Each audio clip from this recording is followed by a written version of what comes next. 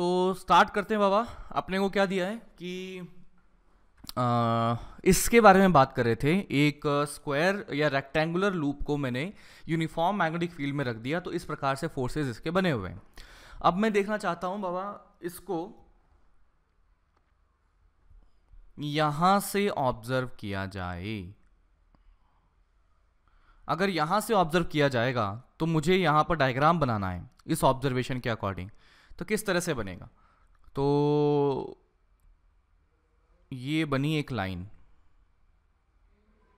ठीक है, देख रहे हो कि बाबा यहां से देखा तो मुझे ये लाइन दिखेगी सबसे पहले, तो मैंने उसको ड्रॉ कर दिया। इसमें करंट कहां जा रहा है बोलिए? इस वाली लाइन में लेफ्ट में जा रहा है, तो मैं यहां पर इसको लेफ्ट में बना दूंगा। इसके अलावा अब बताइए कि बाबा ये वाली जो ब्रांच है, इधर वाली ब्रांच, इसको मैं कैसे ड्रॉ करूं नीचे वाले डायग्राम में? अंदर जाने वाली एक वायर, ठीक है। और इसके अलावा ये वाली भी एक वायर है, इसको मैं कैसे ड्रॉ करूं? डॉट से हो जाएगा, क्योंकि इसमें करंट बाहर की तरफ बना हुआ है। और इसके अलावा एक और ब्रांच बनी हुई है, वो ये रही, और ये वाली एग्जैक्टली इसके पीछे जा चुकी है, इस वाली ब्रांच के पीछे जा चुकी है, तो मैं उसको ड्रॉ नहीं कर सकता। समझ पा रहे हैं मैं क्या कहना चाहता हूं? हाँ सर। अरे बाबा, चार ब्रांचेस हैं, चार में से तीन मैंने यहां बना दी, और चौथी वाली कौन सी है? दिस इज द, एक minute, this is the branch fourth वाली।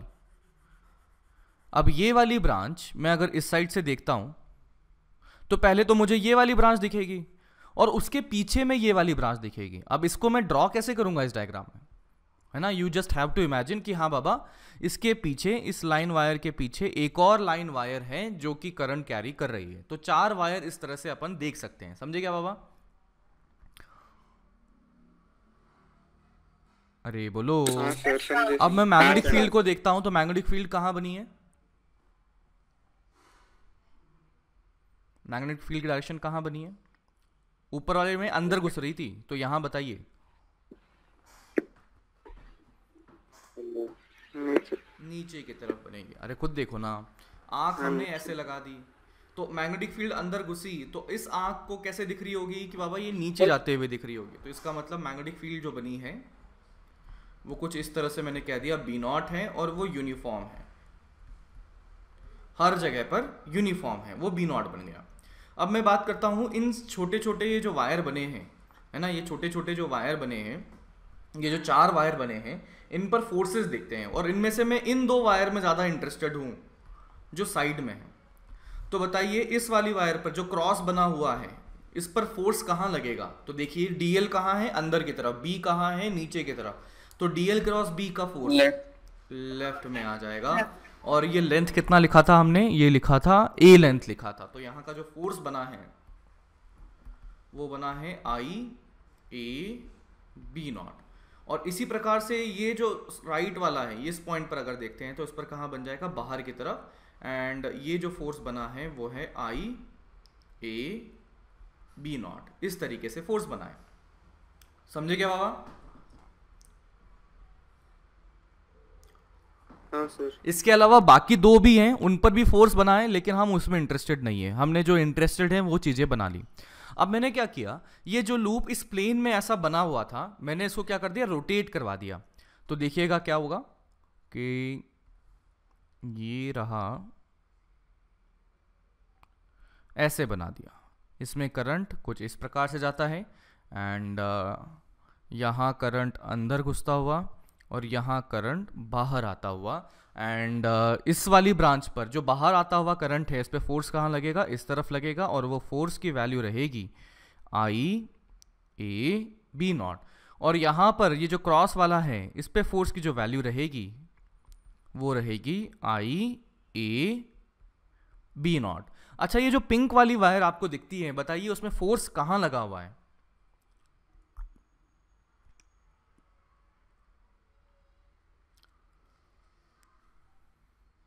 बोलो, फोर्स कहाँ लगा है? प्लेन से बाहर ऊपर। ये प्लेन से बाहर अपने मुंह की तरफ आता हुआ, फेस की तरफ आता हुआ, ठीक है, स्क्रीन से बाहर की तरफ आता हुआ। एंड इसी तरह से जो अंदर वाली वायर जो इसके पीछे छुपी हुई है उसमें क्या हो रहा होगा, अंदर की तरफ घुसता हुआ एक फोर्स लग रहा होगा। इतना क्लियर है बाबा? हाँ सर हाँ। अब देखिए हमने रोटेट कहाँ करवाया, वो मैं देखता हूं कि बाबा ऐसे कोई हिंज समझ लीजिए या ऐसा कोई एक्सिस ले लीजिए, उसके अबाउट ये एंगल थीटा रोटेट ये कर चुका है। अच्छा बताइए ये लेंथ कितना था? ये लेंथ b था, यहां से यहां तक का लेंथ कितना था? b था। ठीक है ना, पिछले डायग्राम की बात कर रहा हूं मैं, पिछले डायग्राम में देख लो चाहो तो अब बताइए कि बाबा ये पॉइंट अगर O लिया, ये कोई एक्सिस जिसके अबाउट ये अपना पूरा लूप रोटेट कर रहा है, बताइए इस लूप के अबाउट में या इस एक्सिस के अबाउट में क्या कोई टॉर्क फील होगा या नहीं होगा? होगा होगा? होगा सर। होगा, खुद सोच सकते हो कि बाबा ये रहा हमारा O एक्सिस जो कि अंदर घुस रहा है, उसके अबाउट ये वाला फोर्स इसको क्या करना चाहता है, कुछ इस तरह से घुमाना चाहता है। सिमिलरली ये वाला फोर्स इस एक्सिस के अबाउट कैसे घुमाना चाहता है, इस प्रकार से घुमाना चाहता है। और आप देख सकते हो दोनों जो टॉर्क बने हैं सेम डायरेक्शन में बने हैं, क्लॉकवाइज डायरेक्शन में बने हैं। दैट मीन्स कि यहां पर एक नेट टॉर्क बन सकता है। तो चलिए अब मैं जानना चाहता हूं कि यहां पर जो टॉर्क लग रहा है वो कितना लगा, बताइए। ये दोनों फोर्सेस इक्वल एंड ऑपोजिट हैं क्या? हाँ। तो इक्वल एंड ऑपोजिट हैं तो कैसे फोर्स कपल कहा जा सकता है क्या? Yes sir. फोर्स कपल के लिए टॉर्क क्या लिखते हैं बोलो? FP force into perpendicular distance. बरोबर। तो इनके बीच की परपेंडिकुलर सेपरेशन अगर देखें तो ये बन जाएगी परपेंडिकुलर सेपरेशन। बताइए ये लेंथ कितनी बनी? b sin theta. b sin theta. तो यहां से मैं लिख सकता हूं कि सिंस दिस इज अ, नीचे आगे जाते हैं, सिंस, अरे बाबा, सिंस दिस इज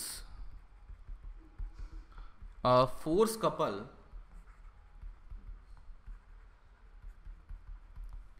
है, इसीलिए हम कह सकते हैं कि बाबा यहाँ पर अगर जो टॉर्क लिखा जाएगा वो होगा एक सिंगल फोर्स, कोई भी ले लीजिए, दोनों को मत लेना,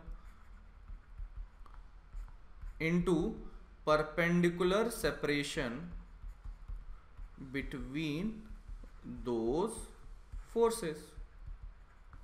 तो सिंगल फोर्स की वैल्यू कितनी आ गई? वो है I small a b not, और परपेंडिकुलर सेपरेशन बिटवीन देम कितना आ गया? b sine theta. तो यहां से आ चुका है I a into b not sine theta. तो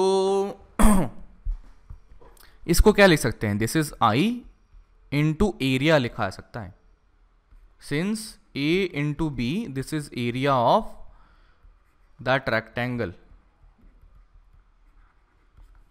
और ये है b नॉट और ये है साइन थीटा। चलिए यहां से तो आ गया टॉर्क। बताइए टॉर्क वेक्टर की स्केलर? वेक्टर। वेक्टर है, तो इसका मतलब यहां पर ये जो राइट हैंड साइड में चीजें बनेंगी वो भी वेक्टर फॉर्म में लिखनी पड़ेंगी, और ये वेक्टर फॉर्म में लिखेंगी। मेरे को यहाँ साइन थीटा भी दिख रहा है, तो इसका मतलब क्रॉस प्रोडक्ट के बारे में सोच सकते हैं। तो क्रॉस प्रोडक्ट के लिए मुझे दो वेक्टर चाहिए जिनके बीच में क्रॉस प्रोडक्ट लिया जाए। तो एक वेक्टर तो मुझे दिखता है कि बाबा बी वेक्टर है, मतलब मैग्नेटिक फील्ड का एक वेक्टर मुझे दिख रहा है कि यहाँ पर एक बी है। तो इसका मतलब इन दोनों से मिला के एक नया वेक्टर हम इंट्रोड्यूस करेंगे, और इसको मैं क्या कर देता हूँ यहाँ पर एम बी साइन थीटा। तो मैंने यहाँ से क्या कर दिया, m is equal to I into area, और इसे कहा जाता है मैग्नेटिक मोमेंट।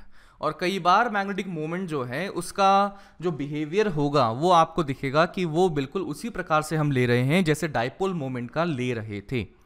अब मैं बात करता हूं, जैसे डाइपोल मोमेंट था वो वेक्टर था, मैग्नेटिक मोमेंट भी एक वेक्टर बनने वाला है। तो इनफैक्ट हम क्या करेंगे, magnetic moment vector is equal to I into area vector. अब वंस अगेन कोई भी प्लेन सरफेस है तो एरिया वेक्टर क्या हो सकता है, परपेंडिकुलर टू सरफेस, और परपेंडिकुलर टू सरफेस हुआ तो किसी भी प्लेन सरफेस के दो परपेंडिकुलर बनाए जा सकते हैं। तो सर फिर डाउट हो गया, सर कौन सा एरिया वेक्टर लिया जाए? तो चलिए मैं बताता हूं आपको। ये ले लिया, मान लीजिए ये हमने लूप ले लिया जिसमें कि करंट जाता है इस प्रकार से। तो इस प्लेन का अगर मैं देखता हूं कि दो परपेंडिकुलर बन सकते हैं, एक तो स्क्रीन के बाहर आता हुआ और एक स्क्रीन के अंदर जाता हुआ, तो एरिया वेक्टर के भी दो डायरेक्शन पॉसिबल हैं, एक तो बाहर आती हुई और एक अंदर जाती हुई। तो इस डाउट को खत्म करने के लिए हम क्या करेंगे कि बाबा राइट हैंड लिया है ना, पहली बात तो क्या है, यूज योर राइट हैंड।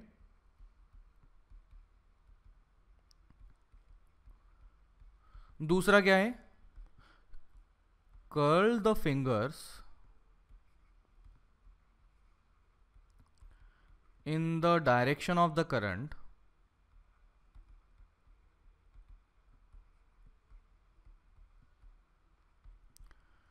तो राइट हैंड लिया, फिंगर्स को लो और कर्ल कर लो। कहां पर? अपना अपना करो रे बाबा, ऐसा नहीं कि बस देख रहे हो मेरे को। अपनी फिंगर्स को लिया, वीडियो दिखता है क्या तुम लोगों को मेरा? हाँ, तो यहां पर फिंगर्स को लिया और ये कर्ल कर लिया, कर्ल कर लिया तो यहां पर थंब कहां बना हुआ है, अंदर की तरफ बनता हुआ दिख रहा है, इनसाइड द स्क्रीन दिखता है। आपको भी दिखा क्या इनसाइड द स्क्रीन? हाँ सर, हाँ देखा। तो यहां से बना direction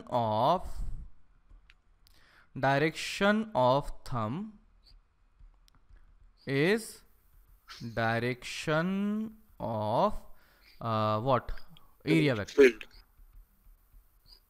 magnetic moment vector, sorry magnetic moment, M की बात कर रहे हैं ना, direction of magnetic moment vector.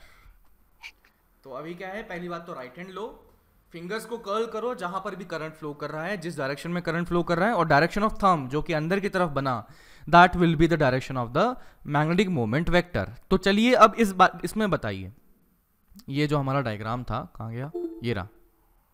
इस डायग्राम में बताइए कि बाबा मैग्नेटिक मोमेंट वेक्टर मैं कैसे बनाऊं?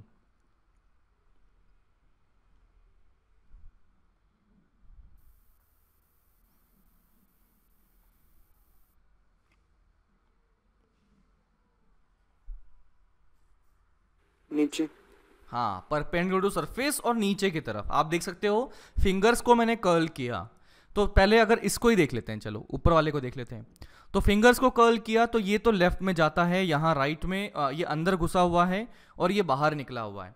तो यहाँ पर फिंगर्स को अपन कर्ल करते हैं तो मैग्नेटिक मोमेंट की जो डायरेक्शन बनी हुई है वो इस तरह से बनती हुई दिखी। क्या सबको दिखा? नहीं दिखा तो हाथ घुमा के देखो, देखो रे बाबा, दिखा सर, दिखा। हाँ, अगर मैं इस वाले के लिए देखता हूं, दूसरे ये जो टेढ़ा वाला है उसके लिए, तो क्या हो जाएगा, वंस अगेन फिंगर्स को कर्ल किया तो यहां पर मैग्नेटिक मोमेंट इस तरह से बनाए तो हमारे पास बन चुका है मैग्नेटिक मोमेंट, हमारे पास बन चुका है बी, और दोनों के बीच का एंगल कितना बनेगा रे बाबा? देखो बी कहां पर है, इस तरह से बी नॉट जो बना था वो नीचे बना हुआ था। तो बताइए एम और बी के बीच का एंगल, यहां पर अगर मैं बी भी ड्रॉ करता हूं तो ये बी बन जाएगा कुछ इस प्रकार से, बी नॉट। तो एम एंड बी के बीच का एंगल ये बन जाएगा थीटा। अब बताइए यहां पर मुझे ये एम बी साइन थीटा ये तो दिख गया, torque is equal to M B sine theta. अब वंस अगेन मुझे टॉर्क को देखना है तो मैं तो लिखूंगा या तो ये एम क्रॉस बी होगा या तो बी क्रॉस एम होगा। तो बताइए क्या लिखें, डायरेक्शन से पता लगेगा। चलिए एक बार चेक कर लेते हैं, चलिए इस सिचुएशन में चेक कर लेते हैं कि टॉर्क जो बना है वो किस डायरेक्शन में है, क्लॉकवाइज की एंटी क्लॉकवाइज? क्लॉकवाइज। इसका मतलब एम क्रॉस बी बनेगा या बी क्रॉस एम बनेगा, इसमें से हम ये चेक कर लेंगे डायरेक्शन से। तो चलिए एम क्रॉस बी से चेक कर लेते हैं। तो बताइए एम है नीचे, एम से बी की तरफ फिंगर्स को घुमाया तो मेरे पास क्या आ गया, टॉर्क आ गया क्लॉकवाइज। इसका मतलब एम क्रॉस बी करेंगे तो अपना काम हो जाएगा। तो दैट मीन्स यहाँ से ये क्या बनेगा, torque is equals to M cross B. तो किसी करंट कैरिंग लूप को मैग्नेटिक फील्ड में रख दिया जाए तो torque is coming out to be M cross B. तो सर पिछली बार क्यों नहीं आया था टॉर्क? इसमें देखो, इस वाले डायग्राम में टॉर्क की वैल्यू देखने के लिए एम क्रॉस बी कर लेते हैं। बताइए एम और बी के बीच का एंगल? 90 जीरो। एंगल जीरो तो टॉर्क जीरो। तो यहाँ पर बाबा आप एकदम बेसिक से भी देख लिया था हमने कि सभी पर फोर्सेस लगाएं और फोर्सेस लगा लगा कर हमने देखा कि टॉर्क कितना आया, जीरो आ गया। एंड फाइनल रिजल्ट जो अभी हमारा बना है यानी कि एम क्रॉस बी बना है, उससे भी हमें समझ में आ गया कि torque is coming out to be zero. अच्छा, ये वाला जो फॉर्मूला है ये आपको सिमिलर दिखेगा किससे? Torque is equals to P cross C. बस क्या फर्क पड़ गया? मैग्नेटिक मोमेंट और डाइपोल मोमेंट सिमिलर कहे गए और इलेक्ट्रिक फील्ड और मैग्नेटिक फील्ड को सिमिलर कहा गया। समझे क्या बाबा? तो मुझे इस तरह की सिमिलैरिटी दिख रही है, मुझे इस तरह से सिमिलैरिटी दिख रही है टॉर्क में। तो याद करो डाइपोल में हमने टॉर्क के बाद में क्या पढ़ा था? Potential energy of the dipole in uniform electric field. तो उसी तरीके से अगला टॉपिक यहां पर क्या होने वाला है? Potential energy of a magnetic moment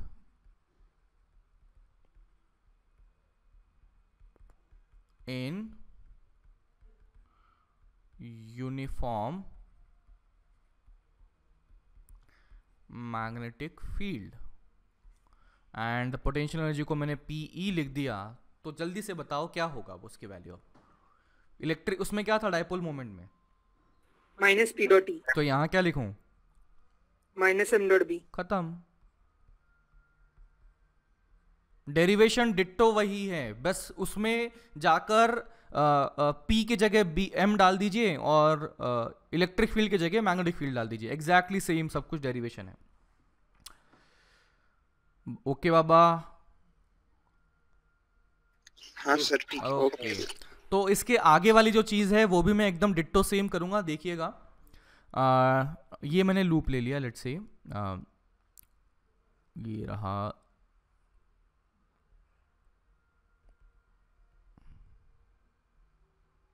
इस तरह से रहा, ये रही बाहर वाली साइड और ये है अंदर वाली साइड।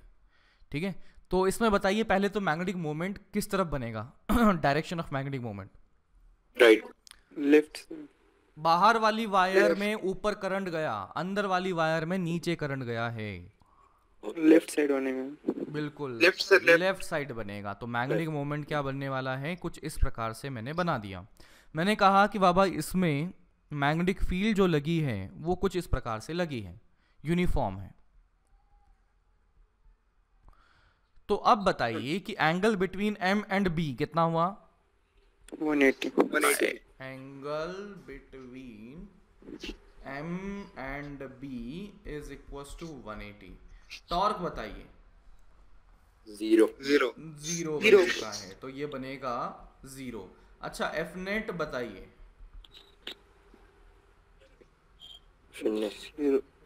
जीरो बनेगा। क्यों बनेगा जीरो सर? क्योंकि बाबा यूनिफॉर्म मैग्नेटिक फील्ड में एक अपने क्लोज लूप बना दिया है, तो क्लोज लूप पर नेट फोर्स 0 ही आना है। अच्छा बताइए, इससे मैं क्या कंक्लूड कर सकता हूं कि ये इक्विलिब्रियम होगा। तो दिस इज इक्विलिब्रियम पोजीशन। अब जैसे ही इक्विलिब्रियम लिखा तो हमारे पास 3 प्रकार के इक्विलिब्रियम दिमाग में आते हैं, स्टेबल, अनस्टेबल एंड न्यूट्रल। तो इसको देख के कोई बता सकता है कौन सा होगा ये? अनस्टेबल होगा। कैसे पता हुआ? पोटेंशियल एनर्जी से। पोटेंशियल एनर्जी से देख लीजिए कि यहाँ पर पोटेंशियल एनर्जी जो बनी है, पोटेंशियल एनर्जी यहाँ बनी है वो है minus of m dot B, और वो बना है minus M B cos of 180। तो this is equals to plus M B, यानी कि ये पोटेंशियल एनर्जी की मैक्सिमम वैल्यू बन चुकी है। तो मुझे पता है कि बाबा मैक्सिमम वैल्यू जहां होगी वो अनस्टेबिलिटी दिखाएगा। ये तो हुई पहली बात। दूसरा क्या गेम कर सकते हैं, उसको हिला हिला के देख लो, है ना, उसे डिस्टर्ब कर करके देख लो, अपनी पोजीशन से मूव करके देख लो। तो मैंने अगर उसको डिस्टर्ब किया, अपनी पोजीशन से मूव किया, तो क्या वो अपनी ओरिजिनल पोजीशन पे जाना चाहेगा या उससे दूर भागना चाहेगा? दूर भागेगा। दूर भागेगा। तो इसका दूर मतलब, भागना चाहेगा। तो इसका मतलब यहाँ पर इसका मतलब यहाँ पर पोटेंशियल एनर्जी जो बनेगी वो मैक्सिमम है ही, और ये अनस्टेबिलिटी को शो करता हुआ मोशन दिखा रहा है। तो इसका मतलब ये बन चुका है unstable equilibrium. This is unstable equilibrium. ठीक है, नोट कर लिया, आगे बढ़े। This is case 1। केस 1।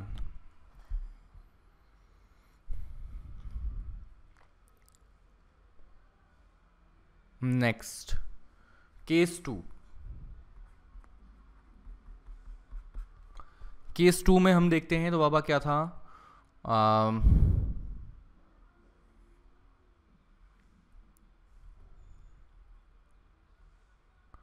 और इसमें करंट आई इधर, इसमें करंट आई इधर। ठीक है, एंड अब बताइए मैग्नेटिक मोमेंट किधर बन रहा है? राइट में। राइट में बना है। तो ये राइट साइड में, राइट। मैग्नेटिक मोमेंट इधर और मैग्नेटिक फील्ड भी इधर कर दी। तो बताइए एंगल बिटवीन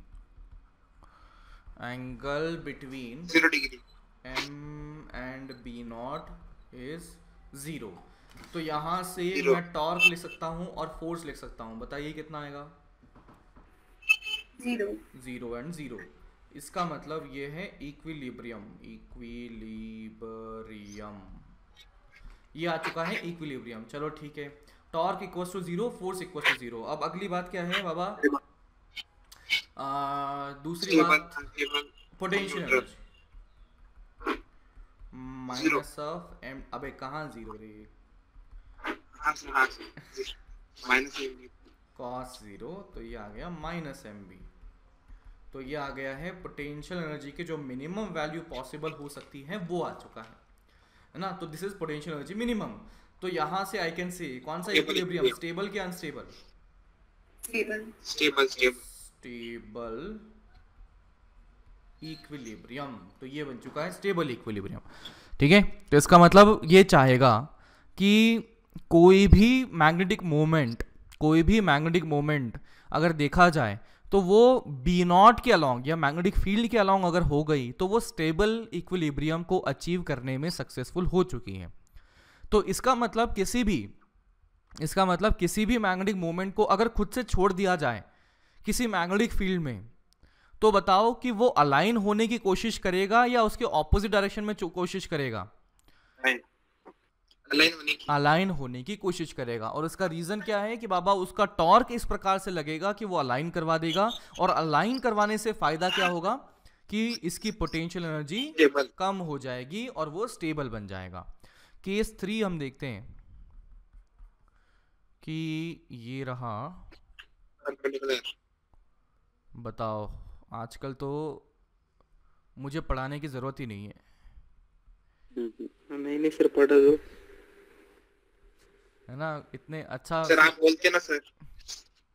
इसका मैग्नेटिक मोमेंट कहाँ बनेगा? मैग्नेटिक मोमेंट कहाँ बनेगा?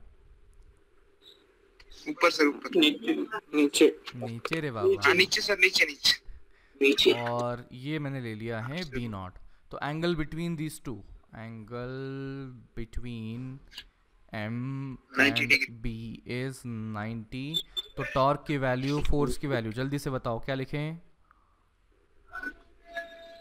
M B nought sine 90। और ये फोर्स की वैल्यू, फोर्स की वैल्यू भी एम बी नॉट साइन 90 ना? नहीं, फिर नहीं। हाँ, अरे बोलो बाबा। Zero sir. जीरो रहेगी, इतना क्या सोचते हो? यूनिफॉर्म मैग्नेटिक फील्ड है, क्लोज लूप बना दिया, जीरो कर देना है। इसमें तो चाहे मैग्नेटिक मोमेंट की बात भी ना करूं, ये तो 2 लेक्चर पहले भी पूछता तब भी जीरो बता देना चाहिए था तुम्हें। मतलब अब जाके इतना सोच रहे हो, बताओ। और अब मुझे पढ़ाने लग गए, बताओ। चलो अब आगे मैं बात करता हूं पोटेंशियल एनर्जी की। Minus of M dot B कितना होगा? जीरो।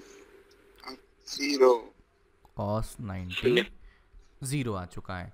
तो पोटेंशियल एनर्जी जीरो। तो पोटेंशियल एनर्जी जीरो, तो यहाँ पर इसका कोई सिग्निफिकेंस तो है नहीं। इसका मतलब ये क्या था?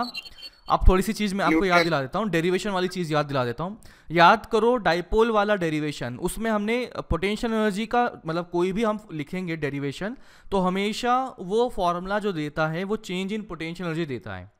चाहे हम इलेक्ट्रोस्टैटिक्स में याद कर लें कोई भी कि Q1 Q2 बाय R भी लिखा था, तो उसमें भी एक रेफरेंस लिखा था हमने कि इनफाइनाइट दूरी पर पोटेंशियल एनर्जी जीरो, इस तरह से कुछ किया था। याद आया कुछ? हाँ सर। तो जब भी हम पोटेंशियल एनर्जी को निकालते हैं तो वो इंटीग्रेशन या डेरिवेशन में हमारे पास आ क्या जाता है? पोटेंशियल, हम पोटेंशियल एनर्जी निकालना जरूर चाहते हैं लेकिन हमारे पास आ जाता है चेंज इन पोटेंशियल एनर्जी आ जाता है। फिर हम क्या करते हैं, एक रेफरेंस पॉइंट मानते हैं और उस रेफरेंस पॉइंट पर पोटेंशियल एनर्जी की वैल्यू जीरो ले लेते हैं। समझे क्या बाबा?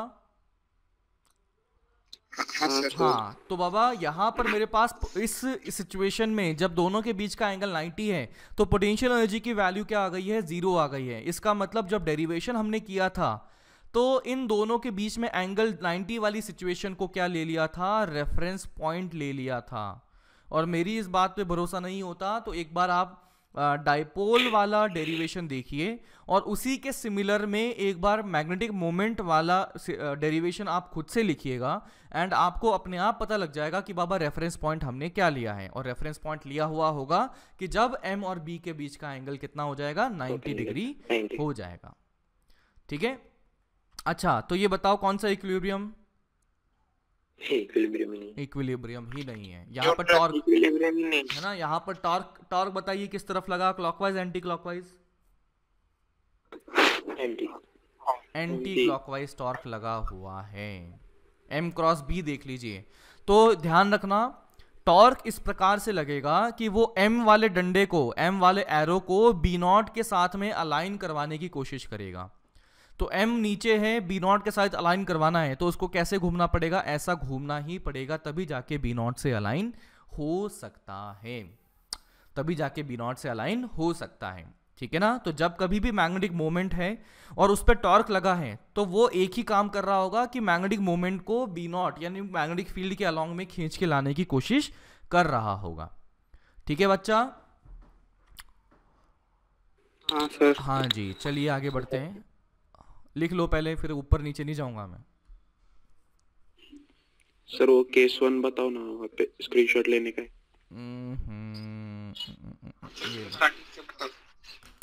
ले लो बाबा, ले लो ले लो।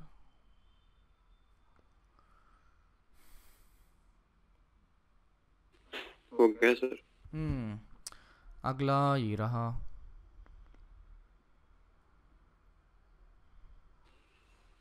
हो गया सर। अगला ये रहा। हो गया सर। नेक्स्ट, अब हम कुछ रैंडम शेप देखते हैं और देखना चाहते हैं कि बाबा उसका मैग्नेटिक मोमेंट क्या लिखा जाएगा। तो ये रहा अपना एक semi circular current carrying wire जिसकी रेडियस R ले लीजिए एंड मैं जानना चाहता हूं कि बाबा मैग्नेटिक मोमेंट कितना है और कहाँ है। हाँ जी, अंदर है। अंदर है।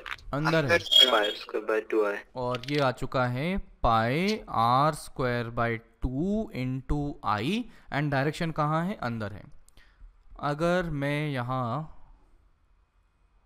ऐसा कर दूं तो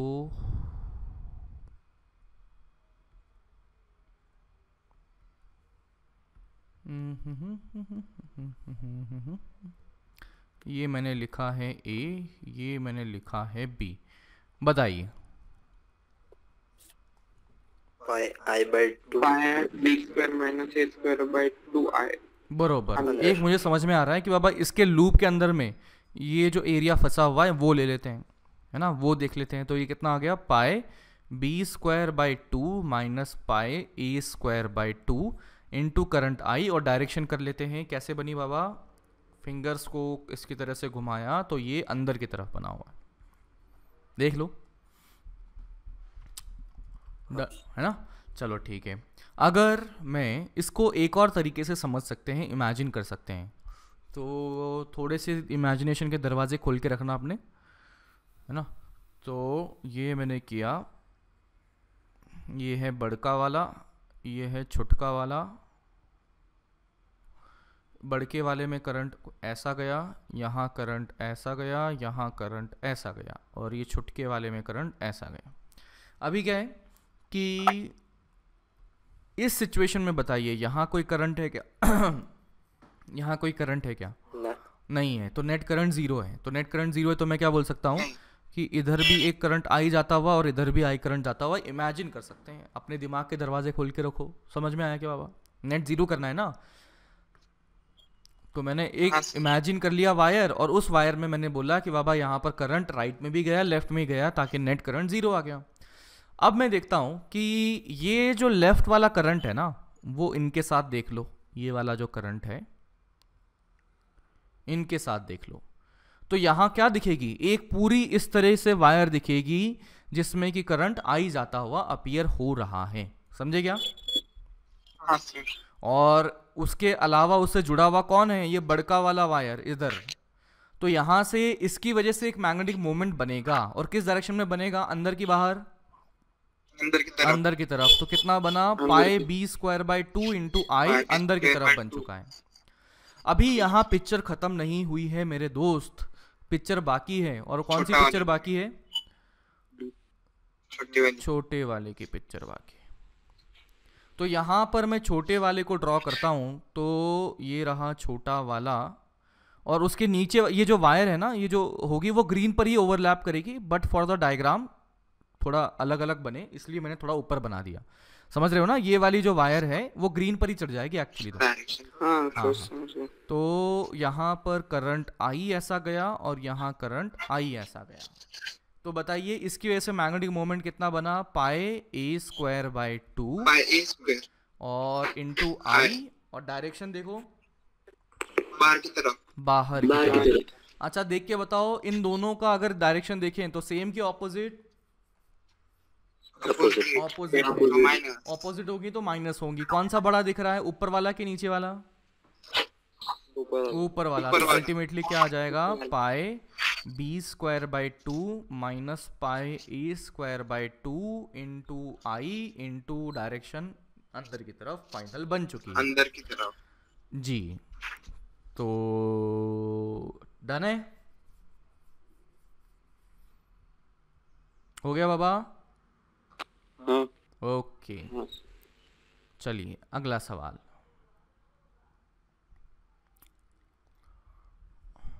लिखना था क्या वो? फिर अब पेज अप करो सर, ये करो वो करो। हाँ ये लिख लो अब।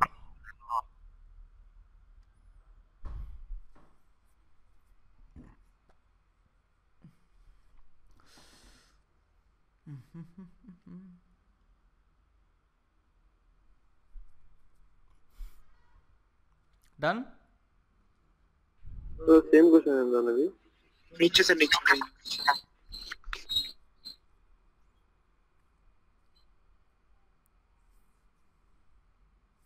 हो गया अब तो।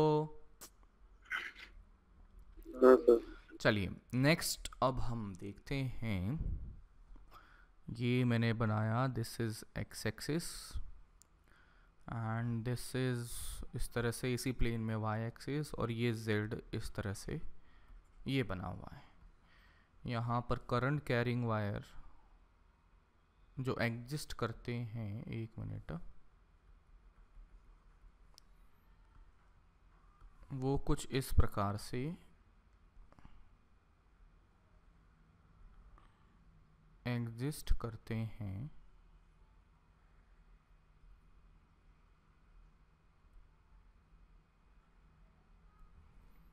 इसमें करंट मैंने I कह दिया, इसमें करंट मैंने I कह दिया, यहाँ करंट I कह दिया, यहाँ करंट I कह दिया, एंड यहाँ पर इस लेंथ को मैंने कह दिया, let's say this is length, मतलब सभी लेंथ को L कह दिया। ऑल द लेंथ जो कुछ भी आपको दिख रही हैं वो L L L लेंथ की हैं, ठीक है, यानी कि ये वाली लेंथ भी L है, एंड बाकी you get the idea, all the lengths are L, all length is L, ठीक है, जहाँ कहीं भी जाओ L लेंथ का पाया जाएगा। तो अब हमसे पूछा गया है कि ये जो लूप बना है इसका मैग्नेटिक मोमेंट बताइए किस प्रकार से बनेगा, कितना बनेगा।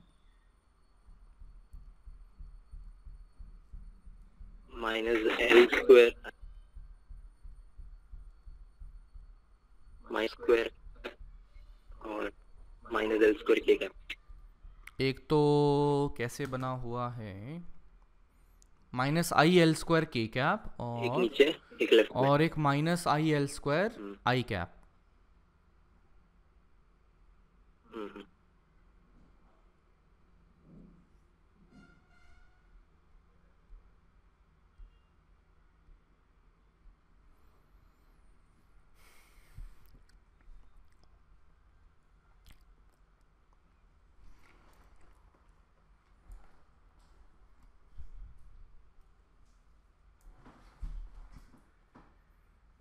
चलिए फिर से वही काम कर लेते हैं।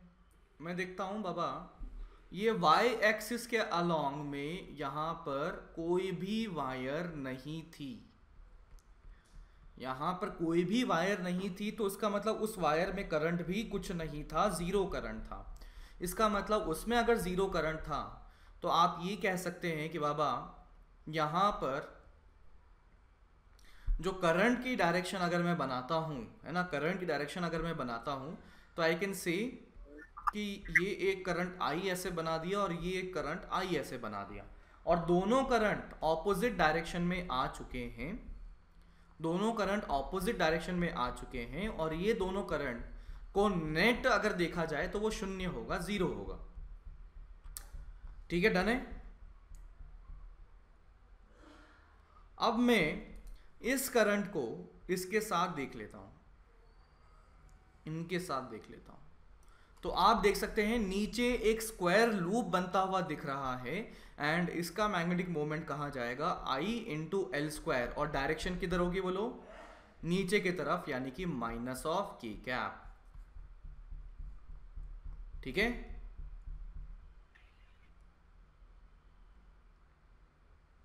हाँ सर। और दूसरा जो लूप बना हुआ है इसके साथ में कुछ ऐसा देखें, देखो ये है I, ये इसके साथ देख लिया मैंने, तो देख लो एक कंप्लीट लूप बन चुका है इस बार, और उसके लिए क्या लिखा जाएगा I इंटू एल स्क्वायर, और डायरेक्शन क्या बनी, करंट की डायरेक्शन में उंगलियों को घुमाओ तो क्या आ गया, -I कैप, -I कैप।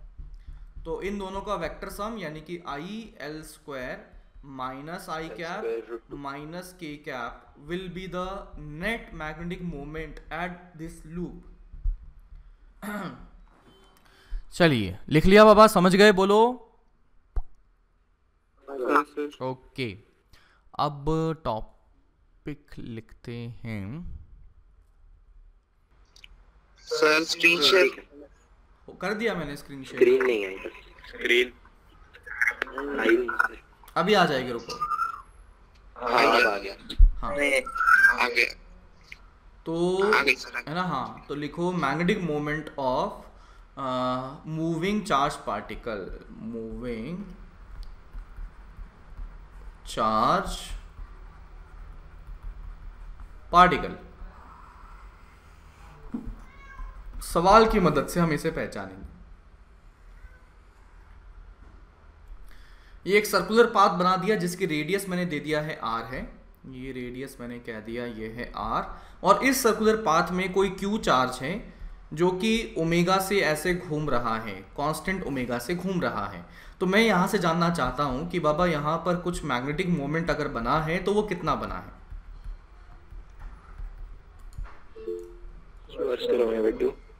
कितना, QR² ओमेगा/2, बिल्कुल बिल्कुल। और ये कैसे लिखा गया?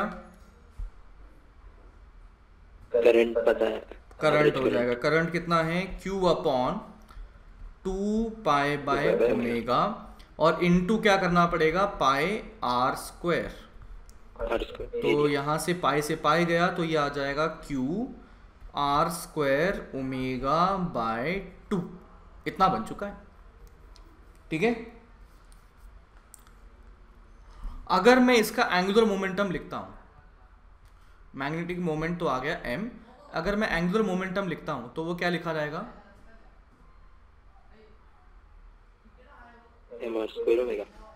m into omega R into R, तो m ओमेगा आर स्क्वायर इतना बन चुका है। तो बताइए m बाई एल की वैल्यू क्या लिखी जाएगी? अच्छा, बड़ा है बाय एल। हाँ, magnetic moment divided by angular momentum. Q by 2L। तो ये आ चुका है Q omega R square by 2 divided by m omega R square. तो this is coming out to be omega R square, तो ये आ चुका है Q अपॉन 2m। तो इसको अपन क्या लिखें यहाँ पर? आई कैन से कि इसको ध्यान रखिएगा, मैग्नेटिक मोमेंट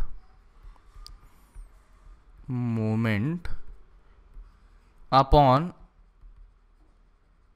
एंगुलर मोमेंटम का जो रेशियो आ जाता है वो है Q upon 2m। Remember, this is mass, not magnetic moment. तो ये आ जाता है। तो जैसे चार्ज पार्टिकल के लिए आया ना, वो किसी भी रिजिड बॉडी के लिए भी हमारे पास इस रिलेशनशिप को होल्ड करते हुए ही रिजल्ट पाए गए हैं। ठीक है। तो ये चीज़ आपके काफ़ी काम आएगी, कैलकुलेशन बचा देगी। इसका एक और एग्जांपल अगर लिखें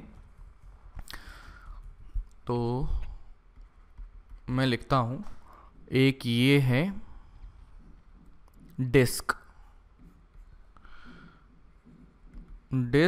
ऑफ चार्ज Q rotates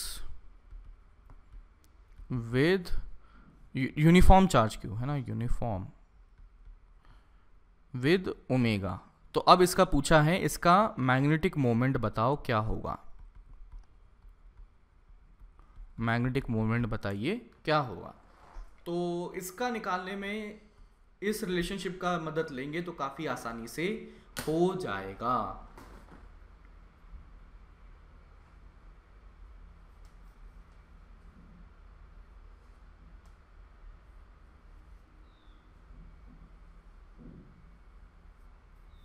कर लेना सर।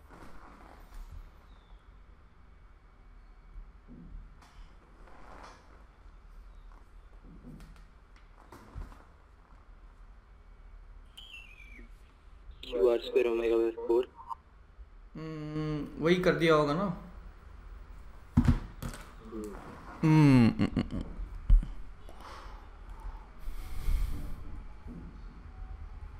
तो यहां से क्या बना?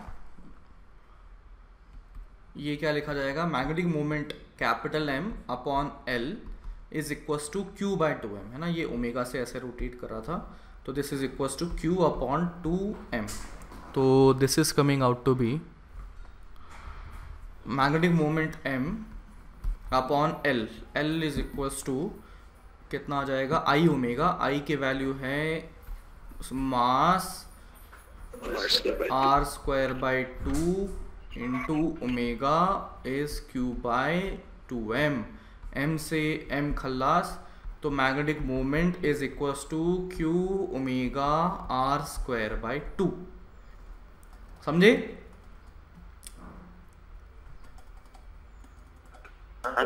हाँ जी। नेक्स्ट बाय 4 ना, बाय 4 आ गया क्या? Q बाय 2m और Q बाय, हाँ 4 आ गया, सॉरी। तो ये इधर आ जाएगा बाय 4। नेक्स्ट है एक hollow sphere uniformly charged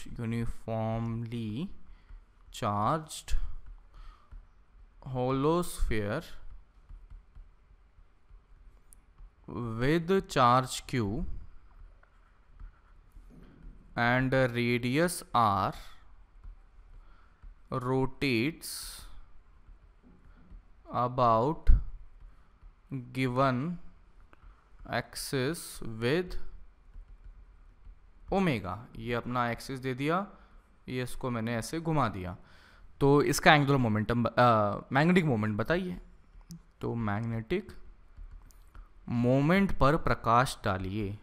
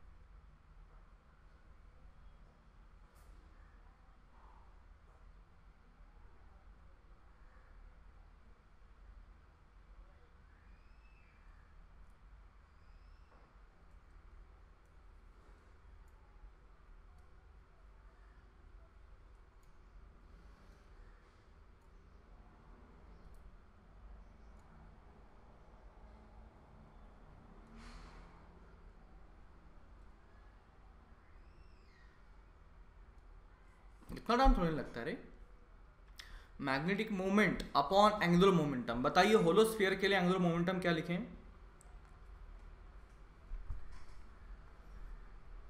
2/3 mr square into omega. mr square into omega is equals to q/2m। तो यहाँ से 2m तो magnetic moment is q omega r square upon 3। बस इसमें इतना टाइम क्यों लग रहा था? इसी चीज को सॉलिड के लिए भी कर दो, सॉलिड के लिए भी कर ही लेंगे बाबा, कोई दिक्कत? बोलो। नेक्स्ट, और इसके लिए आप करेंगे,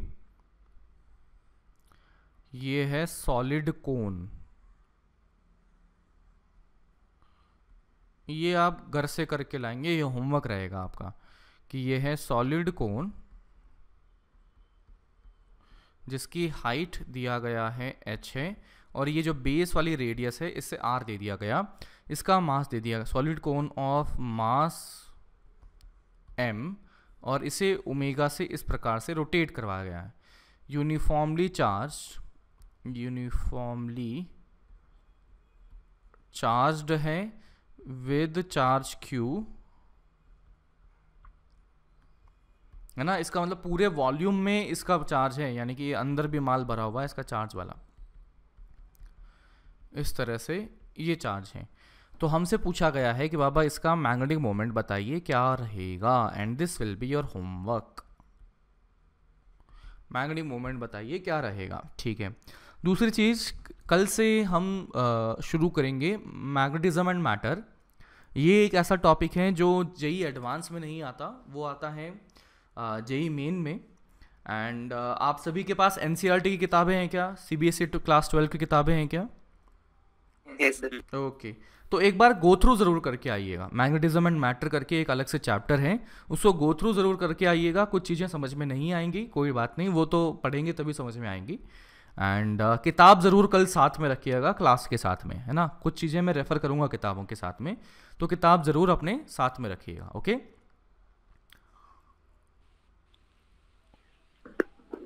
सर हाँ कुछ पूछ रहे हो? एक मिनट ऊपर लो ना। आधी लाइफ तो मेरी यहीं चली जाती है, ऊपर लो नीचे लो। ऊपर लो। नहीं सर, नीचे लो सर। अरे चल ठीक है, बाय तो सर। चलिए बाय, कल मिलते हैं।